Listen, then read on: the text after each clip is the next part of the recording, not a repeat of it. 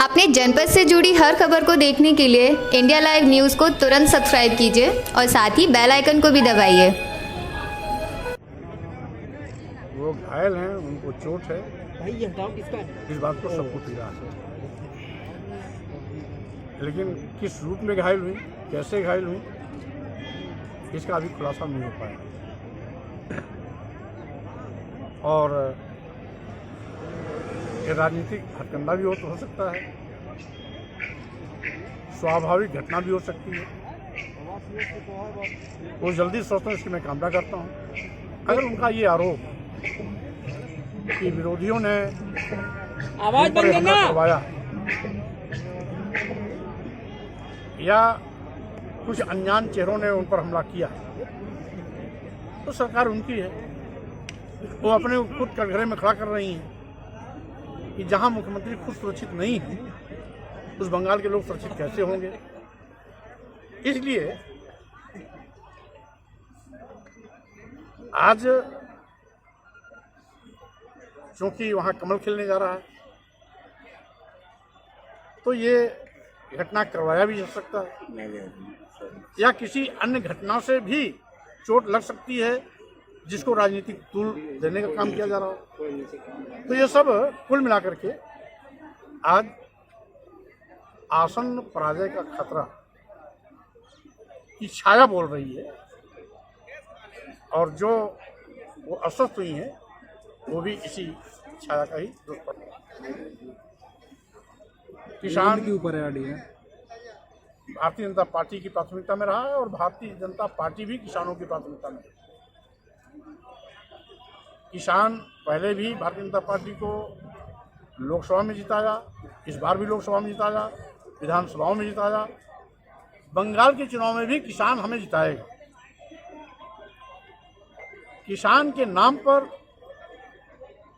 कुछ चोला पहन करके चेहरे जाएं और किसान की दुहाई दे करके किसान को बदनाम करें, ये अच्छी बात नहीं है।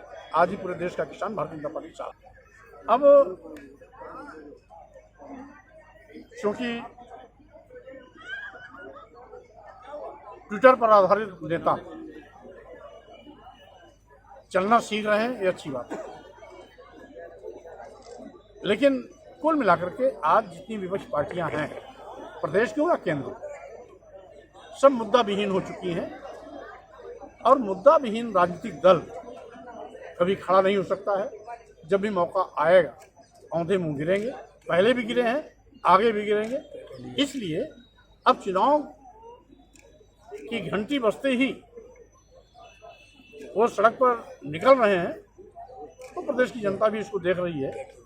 अभी 4 साल तक केवल ट्विटर पर चल रहे थे, अब साइकिल पर चलना शुरू किया, तो उनको कहीं न कहीं अब जनता की याद आ रही है। अभी तक जनता को भूल गए थे, तो इसलिए अब उनका ये कोई दिखावा नहीं चलेगा, कोई छावा नहीं चलेगा। देखिए, जो गरीब आदमी है, पहली बात तो चौपहिया नहीं चलता है, मोटरसाइकिल और स्कूटर से भी नहीं चलता है, उसके पास तो अपनी साइकिल होती है, उससे चलता है। रही बात पेट्रोल और डीजल, क्योंकि ये अरब कंट्रीज़ में पैदा होते हैं और विश्व स्तर पर इसके मूल्य निर्धारित किए जाते हैं। स्वाभाविक रूप से जहाँ ज़्यादा मांग होगी वहाँ कीमतों में उछाल आएगा ही आएगा, जहाँ मांग कम होगी स्वाभाविक रूप से वहाँ कीमतों में गिरावट भी आएगी। क्योंकि आज भारत तेज़ी के साथ विकास की ओर उन्मुख है, और हम समझते हैं विश्व के विकास पटल पर सबसे ज़्यादा उभरता हुआ देश भारत है। तो उसी के सापेक्ष यहाँ सबसे ज़्यादा व्हीकल्स भी यहाँ पर बड़े पैमाने पर हैं, 4 व्हील भी हैं, 2 व्हील्स भी हैं। तो मांग के अनुरूप दामों में उछाल आया है। यद्यपि मोदी सरकार हमेशा ऐसे संवेदनशील मामलों पर गंभीर रहती है, और क्योंकि विश्व स्तर पर इसके मूल्य निर्धारित किए जाते हैं, तो विश्व मार्केट के कारण इस प्रकार की उछाल आया है, न कि किसी अन्य। नहीं, देखिए, उनके इन्हीं काले कारनामों के चलते उत्तर प्रदेश की जनता ने उनको खारिज किया और सड़क पर निकलते ही फिर वो लाठी डंडा, मारपीट, हिंसा शुरू हो गया। तो इनका पुराना चरित्र फिर से उजागर हो गया, जनता के बीच में आ गया। और जो जनता भूल रही थी उस गुंडाराज को, समाजवादी पार्टी के चरमराई कानून व्यवस्था को, गुंडे माफिया अपराधियों के लूट और खसोट को, बहन बेटियों की दिन दहाड़े इज्जत आबरू को, लूट को, उस भूले हुए पर्दे को फिर से मुरादाबाद की घटना ने इनके काले कारनामों को जनता के सामने ला दिया है।